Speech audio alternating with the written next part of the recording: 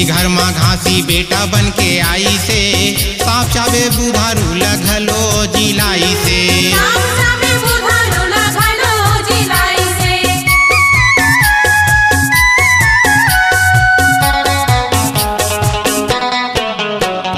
बालकपन माँ घासी ऐसन महिमा दिखाई से, भाटा के बारी गुरुजी मिर्चा लाई से। सतनाम के पाठ पढ़ाए हवैना, सतनाम के पाठ पढ़ाए हवैना।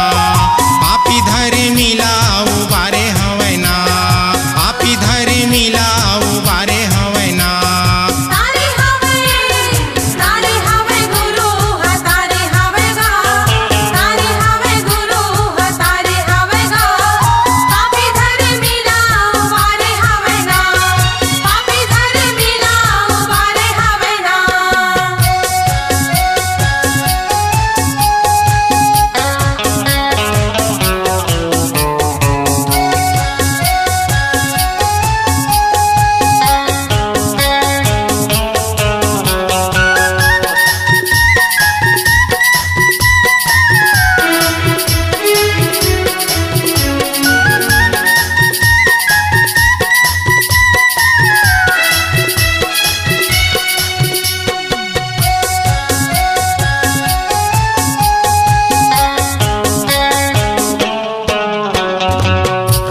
तारी से ओ परजाला तारी से, भया भरम ला गुरु धुनी माँ बारी से।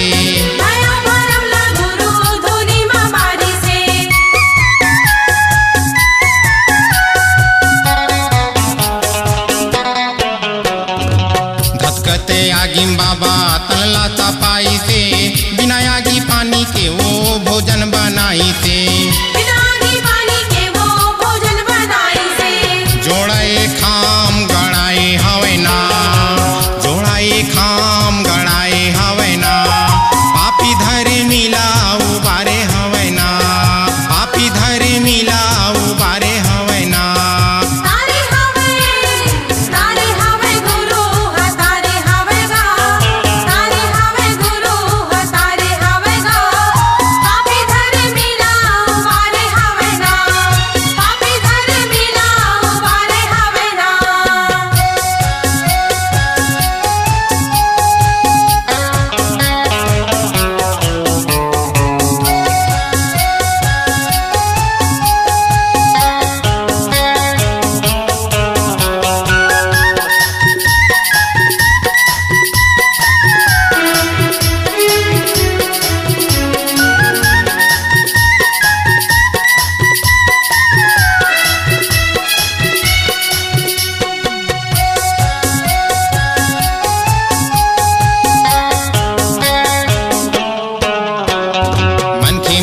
एक समान घासी बताई से, बाघ बकरील एक घाट माँ पानी पिलाई से।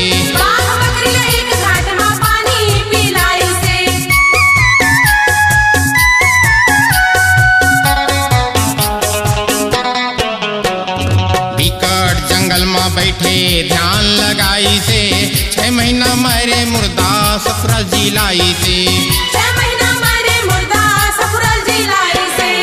गिरौद में धाम लगाए हवैना, गिरौद में धाम लगाए हवैना। पापी धरे मिला